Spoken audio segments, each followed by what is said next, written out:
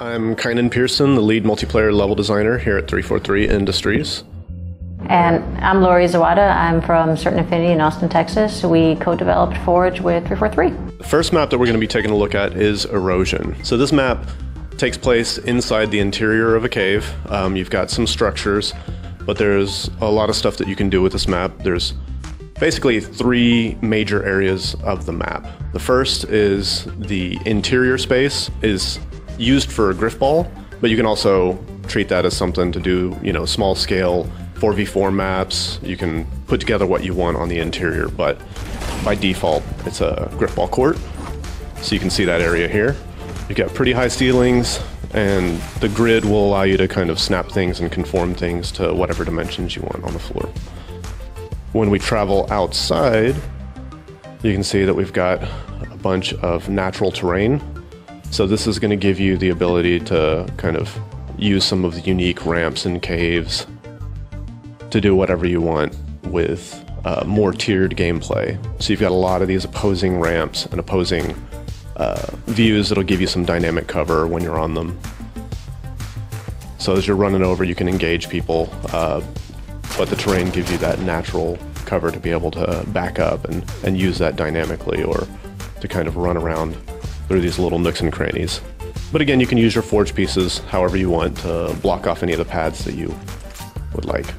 So we have this main structure in the back as a landmark, a little pit area over here, and you can see that the level is tiered and kind of moving down. And the last area that you can use in this map is the cave area in the back, which is over the water down here. And you can basically build from bottom to top. A little nook down here in the bottom that gives you stuff so that you could build some of the structures against the walls in the bottom.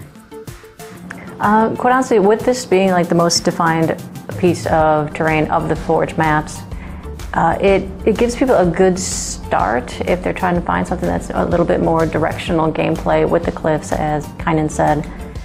Other maps kind of start with a little bit more clean slate, what some people could find a little bit intimidating.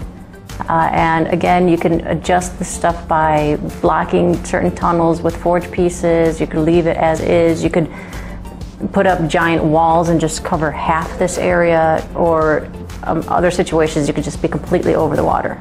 So it gives you just a lot of variety for initial starting point. In terms of how far you can forge up also, if kind of could look up here for a second, it gets, you cannot actually go past I guess those girders up there, but if you turn 180 and go all the way out, that kind of gives you an idea of how far you can go.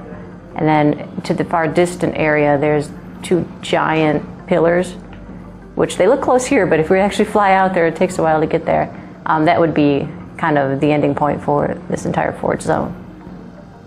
We wanted to get some kind of moody, atmospheric sort of experience for the Forge users, which isn't your bright sun, green grass, and perfect blue water. Yeah, we took a lot of time to make sure that we had plenty of variety in the Forge palettes so that people could, have different visuals when they were going around. And this was one of the ones that we wanted to make sure was really accessible for early Forge users, as Lori was saying, with making sure that there's more defined terrain that they can build off of so that they don't have to fill in all of the details themselves.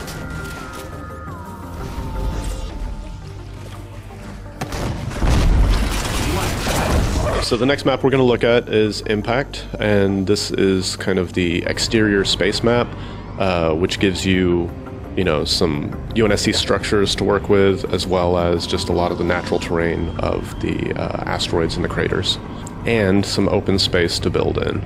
You can see that this gives you definitely a different feel than had existed in Forge World in Halo Reach.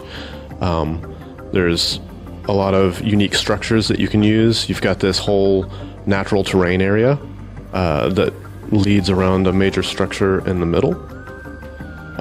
We also have these interconnected kind of debris bits that you can build different structures on and do some interesting stuff with. And if you don't want to have the massive UNSC base in the middle, then you can also come out to this one, which gives you a little more open area to use. In addition, you can fly out on either side into just the general space so that you have some open area to do completely unique Forge environments, just kind of built without using any of the natural terrain of the level, but still being able to use the palette. So going into this central structure, it's a cylindrical room that gives you some unique things that you can do inside here. As you can see, it allows you the ability to do multi-tiered structures, so you can build things that wind outside and then, you know, come back into. And we also have this area down below. If you wanted to do a small scale 1v1 map just for fun or whatever, you have this lower deck area that has railing and a little bit of ground underneath.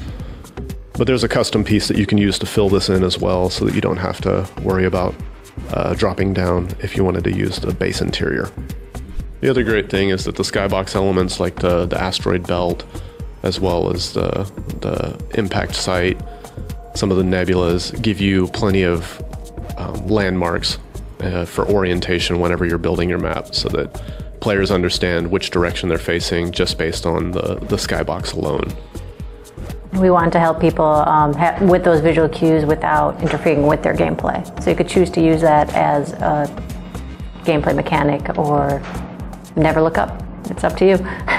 And similar to some of the other maps, we wanted to make sure that there was, again, this atmosphere, this mood to this space map where you feel like it's cold, you're isolated, but we didn't want to rely too much on the shadows and dark areas where you just cannot see. There are shadows, but they were finely tuned so that the players are not lost. The forge pieces are not lost. Weapons, everything you could still easily see in those areas.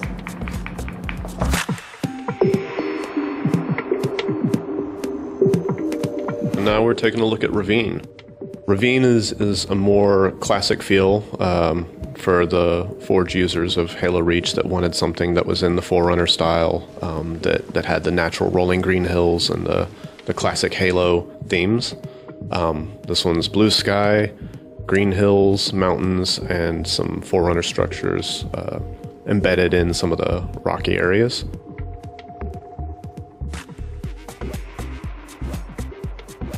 Alright, so starting off, right now we've got the Forerunner structure area. It gives you some flat ground to use, as well as, you know, there's this little nook and cranny back here where you can kind of do some stuff that goes back. You can also use these to build out over this kind of canyon. The ravine that drops down in the middle of the map. And then you have your rolling green hills. So this gives you some vehicle-based terrain to work with to build your map. But we also included some Forerunner structures kind of in this little dip down here. In addition, though, players can build down into the ravine between the rock walls. So that's all usable area for you if you want to have some of your structures embedded, as well as doing that on the outside, which we give you some range to kind of build your structures out away from this if you wanted to just use the forge pieces in their rawest form and not use any of the terrain as well. The circle in the center of the Forerunner structure, originally you were not allowed to go up that high.